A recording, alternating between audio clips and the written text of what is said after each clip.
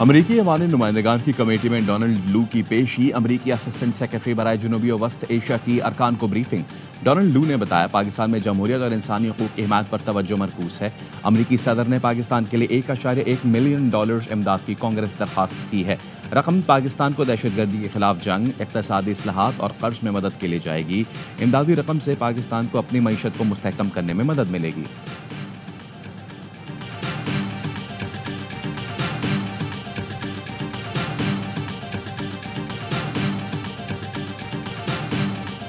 वज़ीर आज़म की ज़ेरे सदारत वफाकी काबीना का इजलास आज होगा। PTI पर पाबंदी का मामला ज़ेरे गौर लाए जाने का इम्कान। बानी PTI आरिफ अलवी और कासिम सूरी के खिलाफ आर्टिकल 6 की कार्रवाई पर भी मुशावरत की जाएगी। मखसूस नशिस्तों पर अदालती फैसला भी ज़ेरे गौर आएगा।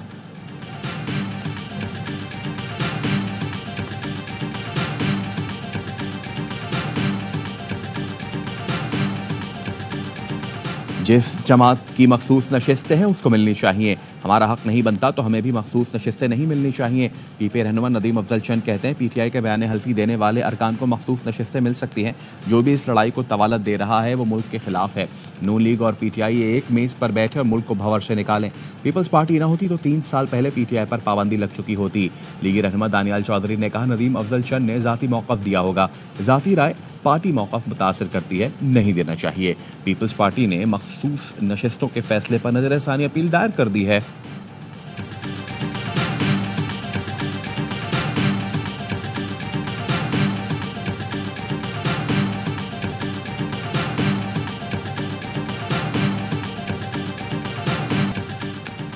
और कराची में CTD से मुकाबले में मुअय्यन दहशतगर्द की हलाकत। हलाक दहशतगर्द कराची पुलिस ऑफिस के अलावा बास्टाउन बम धमाके का भी मरकजी किरदार निकला। उमर फारूक माजी में बारूद से भरी गाड़ी के साथ भी पकड़ा गया था। CTD के हाथों गिरफ्तारी के बाद उमर फारूक जेल चला गया था।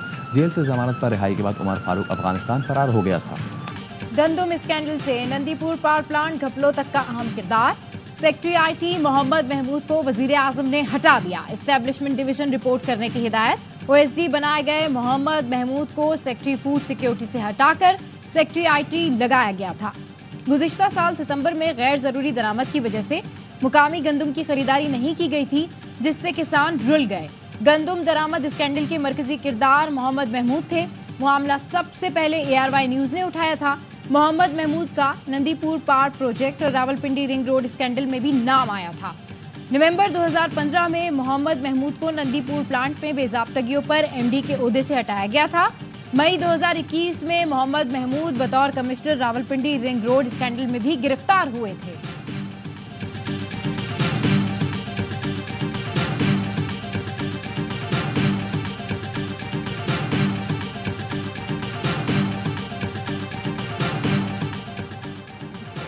वज़ीर आज़म की ज़ेर सदारत वफाकी काबीना का इजलास आज होगा। PTI पर पाबंदी का मामला ज़ेर गौर लाए जाने का इम्कान।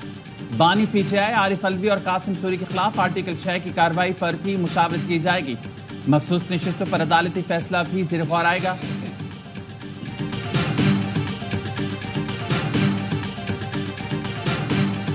मखसूस नशिस्तों का फैसला। PP ने नजरसानी अपील दायर कर दी। कहा तहरीक इंसाफ को बिन मांगे नशिस्तें दी गईं। फारूक एश नायक की दायर अपील में कहा गया सुन्नी इत्तेहाद कौंसिल के 80 अरकान में से कोई अदालत के सामने नहीं आया। तहरीक इंसाफ किसी फोरम पर फरीक नहीं थी। सुन्नी इत्तेहाद कौंसिल तहरीक इंसाफ अलग अलग सियासी जमातें हैं। अदालती फाइंडिंग सुन्नी इत्तेहाद कौंसिल और फरीकैन की गुजारिशात से बरक्स है। 41 अरकान को 15 दिन की मोहलत आईन और कानून से मुतसादिम है। दरखास्त में सुन्नी इत्तेहाद कौंसिल, इलेक्शन कमीशन, नून लीग, MKM समेत दीगर को फरीक बनाया गया। मुस्लिम लीग नून पहले ही फैसले पर नजरसानी अपील दायर कर चुकी है। जजेस कमेटी ने अपीलें छुट्टियों के बाद मुकर्रर की हैं।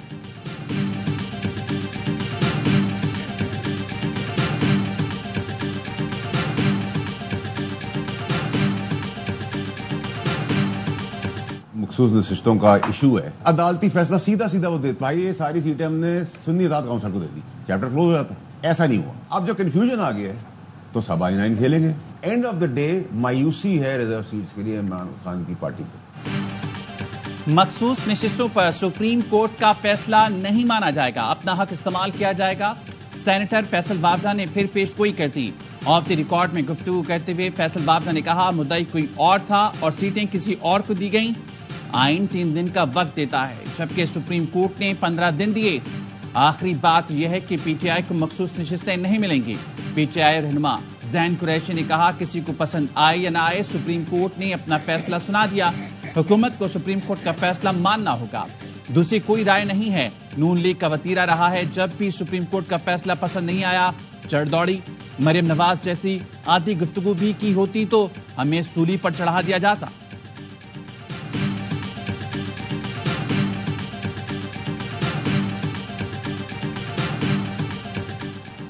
9 मई के मास्टरमाइंड ने मंसूबा साजी का एतराफ कर लिया। ये जमात नहीं इंतशारी टोला है जिसका मकसद रियासत को नुकसान पहुंचाना है।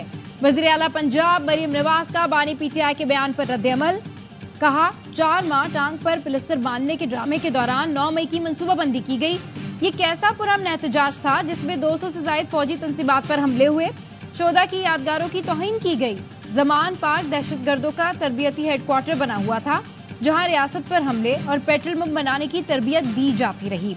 इंतशारी टोले के खिलाफ सख्त कार्रवाई मुल्की सलामती और कौमी मुफादात का तकाजा है।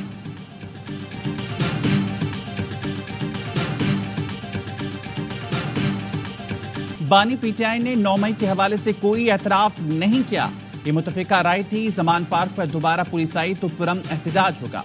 बैरिस्टर सलमान अकरम राजा की बानी पीटीआई से अडियाला जेल में मुलाकात के बाद मीडिया से गुफ्तगू बोले।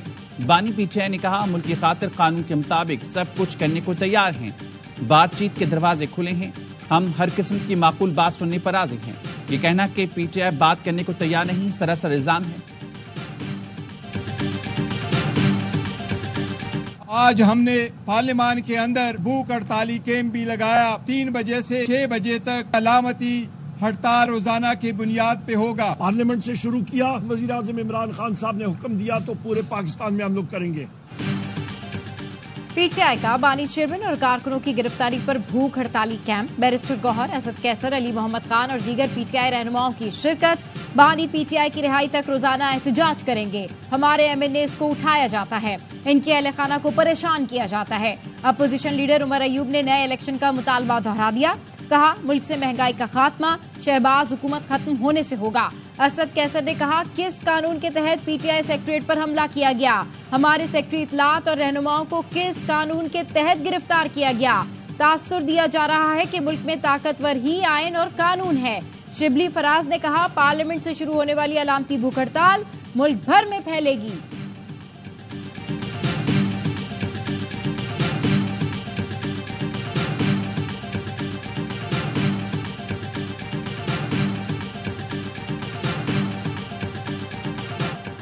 पीटीआई तर्जुमान रऊफ हसन और 15 कारकुन 2 रोज़ा जिस्मानी रिमांड पर एफआईए के हवाले। रऊफ हसन और दीगर के खिलाफ मुकदमे की तफसील सामने आ गई, जिसमें कहा गया है, दौरान तफ्तीश मुल्जिम अहमद वक्कास ने इंकशाफ किया कि वो पीटीआई की क़यादत, मीडिया सेल के अरकीन और दीगर नामालूम अफराद रियासत मुखालिफ बयानियां बनाते हैं।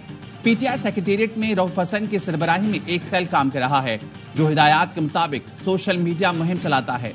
डिप्टी कमिश्नर इस्लामाबाद ने पीटीआई के मरकजी दफ्तर को सील कर दिया। इस्लामाबाद हाई कोर्ट में पीटीआई सेक्रेटेरिएट पर छापे और गिरफ्तारियों के खिलाफ दरख्वास्त पर समाअत। इस्लामाबाद हाई कोर्ट का गिरफ्तारी के बगैर लोगों को उछारे पर बरहमी का इजहार। कहा, कोई वजह होनी चाहिए, गिरफ्तारी महज तफ्तीशी अफसर की ख्वाहिश पर नहीं हो सकती। चीफ जस्टिस ने पूछा, क्या आप किसी सबूत के बगैर किसी भी शख्स को गिरफ्तार कर सकते हैं? क्या उस दफ्तर में मौजूद होना कोई जुर्म है?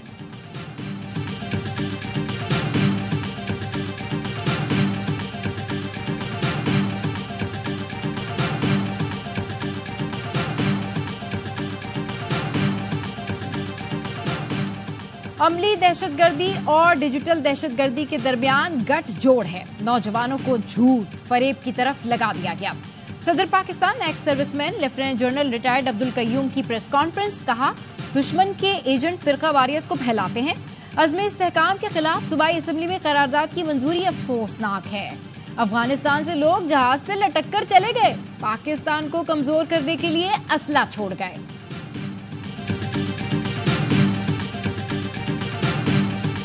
खून निचोड़ने वाली आईपीपीज को लगाम दो और इनसे रीनिगोशिएट करो। जिन्होंने ये मुआहदे किए उनको कौन पूछेगा? क्या हम ये मुतालबा कौमी सतह पर ना करें कि जिस पार्टी ने भी ये मुआहदा किया है और उसको बरकरार किया है, उनके रहनुमाओं को चौकों के ऊपर फांसी दी जाए। खून निचोड़ने वाली आईपीपीज को लगाम दें, आईपीपीज मुआहदे करने वाली जमातों के सरबराहों को चौकों पर लटकाया जाए। अमीर जमात इस्लामी हाफिज नईमुर-रहमान का फैसलाबाद में ईशाइये से खिताब, कहा 26 जुलाई का धरना अवाम के हकूक के लिए है। आईपीपीज मुआहदे खत्म ना हुए तो धरना चलता रहेगा। अब ये मजाक नहीं चलेगा। पीटीआई पर पाबंदी लगाना मसले का हल नहीं, निजाम नहीं चल सकते तो हुकूमत छोड़ दें। 77 साल जागीरदारों का कब्जा है, सिर्फ चेहरे बदलते हैं। टैक्स लगाने से तनख्वाहें कम हो गईं। ब्यूरोक्रेसी को बिजली और पेट्रोल मुफ्त मिलता है। नई नस्ल मायूस है। इन हालात में इसे तन्हा नहीं छोड़ सकते। हम जमहूरी तरीके से इनसे इक़्तिदार छीन लेंगे।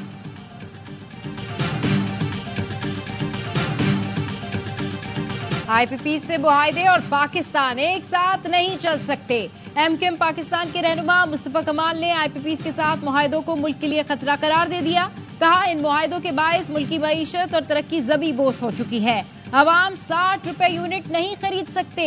मुआहदों पर नजरसानी करने की जरूरत है। वजीर आजम चीन से बात करें और बताएं कि हमसे गलती हो गई। पाकिस्तान अब इन मुआहदों का बोझ बर्दाश्त नहीं कर सकता।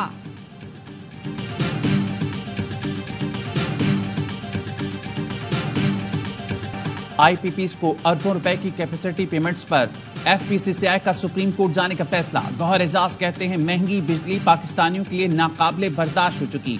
पाकिस्तान अरबों रुपए इन कंपनीज को अदा करता है जो बिजली पैदा नहीं करती। Pakistan industry and trade association ने आईपीपी से मुआहदे गलत करार दे दिए। तंजीम के pattern and chief Anjum Nisar ने न्यूज कॉन्फ्रेंस में कहा, एक तो हुकूमतों ने आईपीपी से गलत मुआहदा किया और फिर इसकी तजदीद भी की जो समझ से बालतर है। बिजली की मौजूदा कीमत पर सनतें नहीं चल सकती। चेयरमैन एक्टिमा आसिफ इनाम ने कहा, अफगानिस्तान में इंडस्ट्री लग रही है, लोग मशीनरी लेकर जा रहे हैं। फैक्ट्रियां बंद हो गई तो जाहिर है लोग बेरोजगार होंगे। लोग बेरोजगार होंगे तो बच्चों का मुस्तकबिल भी मुतासिर होगा।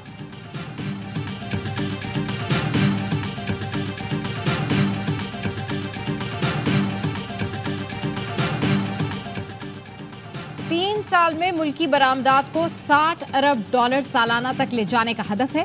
मुताल्लिका इदारे अमली इक़दाम करें। वज़ीर आज़म शहबाज शरीफ की बरामदात बोर्ड के इजलास में गुफ्तगू। कहा, गुज़िश्ता माली साल में मुल्की बरामदात 30 अरब डॉलर से ज्यादा रही। बरामद कुनंदगान के मसाइल आइंदा 2 हफ्ते में हल करके रिपोर्ट पेश की जाए। ज़राई बरामदात में इजाफे के लिए वजारत कौमी ग़िज़ाई तहफ़्फ़ुज़ सूबों के साथ मिलकर काम करे।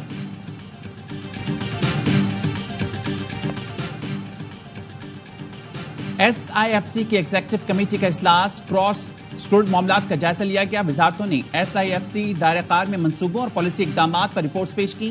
विफाकी और सूबाई स्टेक होल्डर्स ने तरजीही शुबों में मामलात पर इत्तिफाक का इजहार किया।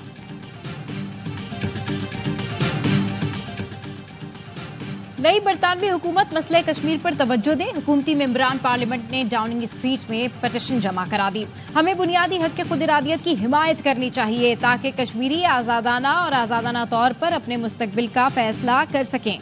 पटिशनर पार्लियामान मोहम्मद यासीन ने दीगर अराकीन और कश्मीरी कारकुनों के हमरा जमा कराई।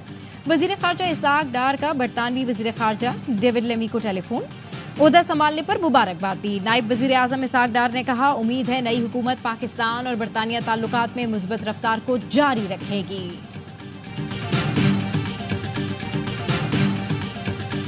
32,000 रुपया बिल है, डिमांड की है पैसे देने की कि बिल देना है, बिल की आखिरी डेट है। उसके पीछे ये झगड़ा हुआ है और मुझे ये बताएं कि अगर इसी तरह आज हमारा भाई गया है, कल को कोई और भी जाता है तो जिम्मेदार कौन है? हमें जिम्मेदार को बताइए।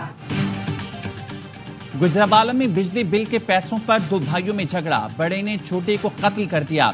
30,000 रुपए बिल आने पर बड़े भाई ने छोटे से बिल की आधी रकम मांगी। छोटे भाई के पास पूरे पैसे ना होने पर झगड़ा हुआ। मुर्तजा ने तेजधार आले के वार से उमर फारूक की जान ले ली। पुलिस ने मुलजिम गिरफ्तार कर लिया। दोनों भाई मेहनत मजदूरी करते और एक ही मकान में रहते थे।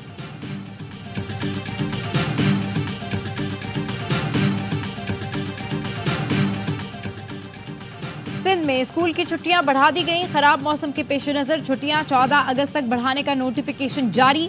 वजीर तालीम सिंध का कहना है, गर्मी और बरसात के इम्कान पर छुट्टियों में इजाफे का फैसला किया। नया तालीमी साल 15 अगस्त से शुरू होगा। पेरिस ओलंपिक्स का काउंटडाउन जारी। मेगा इवेंट के बाकायदा इफ्तिताह में 2 दिन रह गए। रंगारंग इफ्तिताही तकरीब में हजारों फनकार परफॉर्म करेंगे।